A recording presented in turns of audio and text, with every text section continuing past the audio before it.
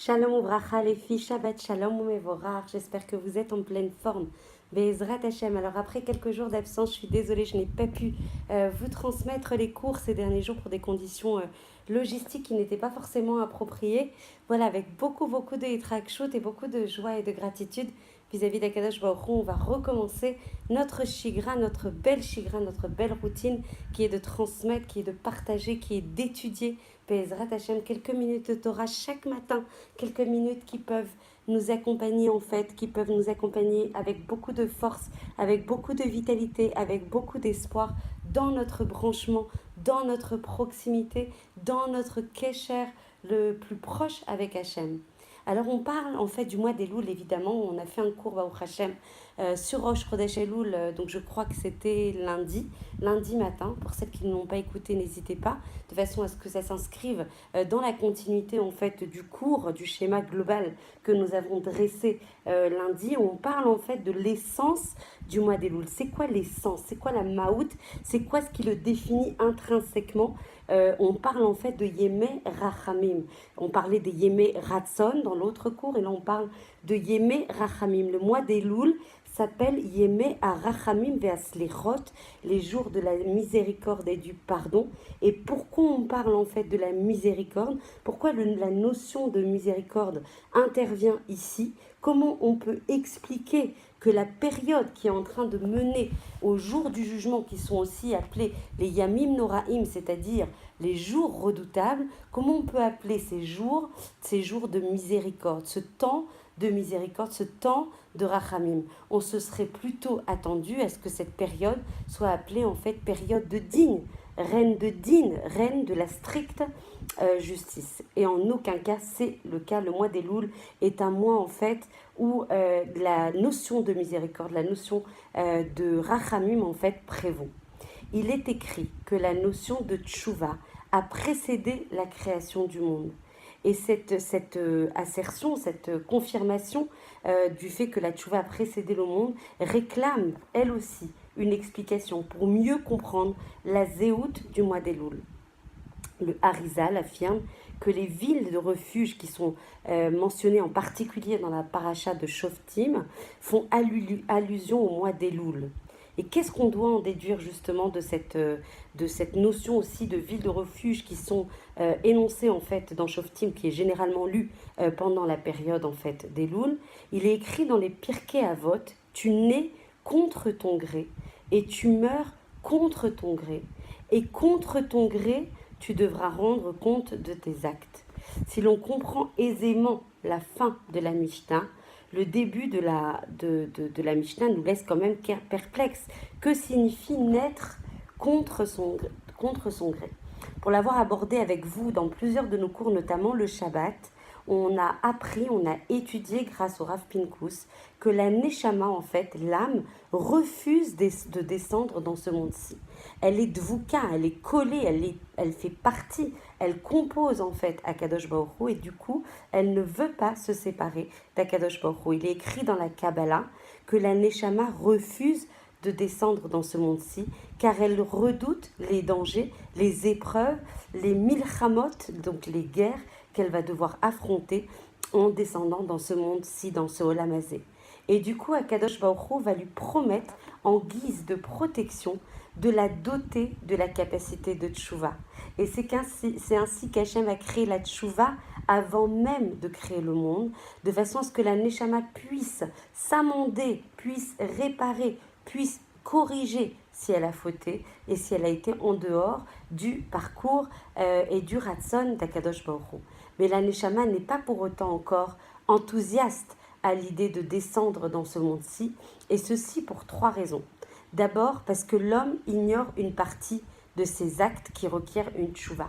On ne sait pas de manière extrêmement fine, extrêmement précise, extrêmement exhaustive l'ensemble des actes. Des fois, on a l'impression qu'ils sont complètement, par méconnaissance, par manque de limoud, par négligence des fois, on ne sait pas que ces actes-là peuvent requérir un processus de tchouva. Ensuite, il ne sait pas forcément, une fois qu'on a parlé de ce manque de listing de ces actes qui requièrent une tchouva, il y a des fois, on ne sait pas forcément quelle est la manière d'accomplir cette tchouva. en particulier en fait à l'époque qui précède le Mashiach, pour lequel le Or HaChaim prédit un niveau d'impureté encore plus intense que celui que nous avions connu en Égypte. En effet, même lorsque l'homme sait quels actes réclament une tchouva et comment il doit procéder, le Yetzer Hara va développer en lui un sentiment de découragement, un sentiment de désespoir, un sentiment de pessimisme. Et c'est pour ça qu'on répète et on répète et on répète dans nos cours de Shabbat combien il est interdit de tomber dans le désespoir, parce que ça, c'est le travail du Yetzer Hara, et que nous, on doit être mléim, on doit être rempli d'espoir, on doit être mléim de force, on doit être mléim de capacité de tchouva, Be'ezrat Hashem, parce qu'il n'y a pas de pessimisme, parce que Hashem il croit en nous. C'est pour ça que Hashem nous redonne, réinvestit, remplit de nouveau notre corps de notre neshama chaque matin, parce qu'il est malé et monatra, et notamment dans et monatra balelot. Balelot, ça veut dire justement quand l'obscurité nous entoure, quand le rocher s'épaissit, alors justement la dafka, Hachem il est avec nous, il veut qu'on y croie, il veut qu'on se colle à lui, il veut qu'on se remplisse d'espoir, de courage et justement de vitalité et de tchouva. Et donc ce sentiment de découragement, de pessimisme qui est l'œuvre stricto sensu du Yetzer Hara nous désarme et nous ôte notre capacité à nous repentir, notre capacité à revenir vers Akadosh Baruch Hu. C'est pour cela qu'Akadosh Baruch Hu a promis à la Neshama qui s'égare de lui réserver ses jours d'Elul, qui constitue une ville de refuge. C'est comme ça qu'on arrive à faire le parallèle avec justement la paracha Shoftim, où justement sont énoncées ces villes de refuge. Les villes de refuge sont en effet prévues pour le meurtrier qui s'y enfuit. Il est aussi dit qu'on prépare la route pour que ce dernier puisse s'y rendre. De même, avec le mois d'Elul, Hachem nous prépare la route du repentir et nous indique quel processus, quel chemin, quel masloul emprunter pour arriver à la tchouva. Mais pour cela, il y a une condition hyper importante, une seule et unique condition que l'on développe en soi, un intense désir de tchouva et une grande volonté, d'où le premier cours en fait qui était hyper important, même s'il était très court, vraiment, je vous engage à l'écouter. Maman, c'est pas parce que c'est moi qui l'ai fait, c'est parce que c'est énoncé à plusieurs reprises dans les Gmarot et dans la Mishnah et dans le Zohar HaKadosh et dans la Kabbalah. Ce sont des Yemei Ratson et Louleta, mois de Ratson. Donc on doit d'abord travailler sur le Ratson, de se rapprocher d'Akadosh Baruch Hu. On doit travailler sur la volonté de se rapprocher d'Akadosh Baruch Hu très fort. On doit avoir un désir hyper intense de tchouva.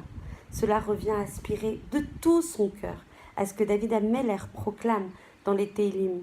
Lave-moi de mes fautes, purifie-moi de mes erreurs, purifie-moi et je serai purifié, lave-moi et je deviendrai blanc comme neige. Si tel est notre désir profond, alors on sera prêt à affronter les jours redoutables jusqu'à la dernière slicha de Yom Kippourim. Il convient toutefois d'essayer de comprendre l'origine de cette phrase de miséricorde qui s'inscrit dans un contexte de din et de stricte justice. Tout d'abord, il faut savoir donc que le mois d'Elul est la période antérieure à la création du monde, comme on l'énonçait, qui lui s'est déroulé en Tishri, donc à Rosh Hashanah. Elul, c'est une période de tendresse infinie et de bonté intense de la part d'Akadosh Baruch Hu.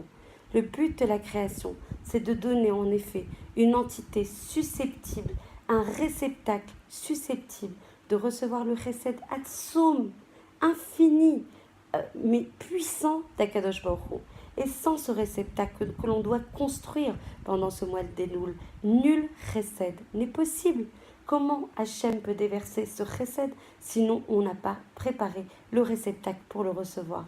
Le mois d'Elul correspond en fait à un mois où s'est formé un flux de chesed intense au niveau divin afin de préparer justement la création du monde, un mois de préparation divin de la capacité à déverser sur nous tout le chef Abrahot qu'Akadosh Baruch Hu veut nous envoyer. Cette période constitue donc bien le temps du chesed et de rachamim par excellence. Et c'est cet état de grâce qui se retrouvent en fait un peu à chaque Seuda Shlichit, à l'aube de la nouvelle Seuda et de la nouvelle semaine qui va s'amorcer.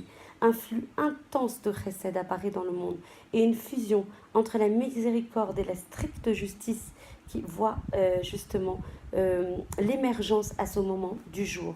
Donc il nous incombe vraiment de tout cœur d'exploiter au mieux cette période privilégiée qu'est le mois d'Elul, en nous préparant, en aspirant de manière intense à cette volonté sincère de nous rapprocher d'Akadosh Baruch Hu, qui nous mènera à une tchouva réelle et authentique, Be'ezrat Hashem, chez Niske, Be'emet, de nous préparer au jugement des jours redoutables, Be'ezrat Hashem, de profiter de ces moments de Rachamim, d'aspirer de tout cœur à cette intensité de la relation avec Akadosh Baruch Hu, à cet amour infini qu'Akadosh Baruch Hu veut nous témoigner.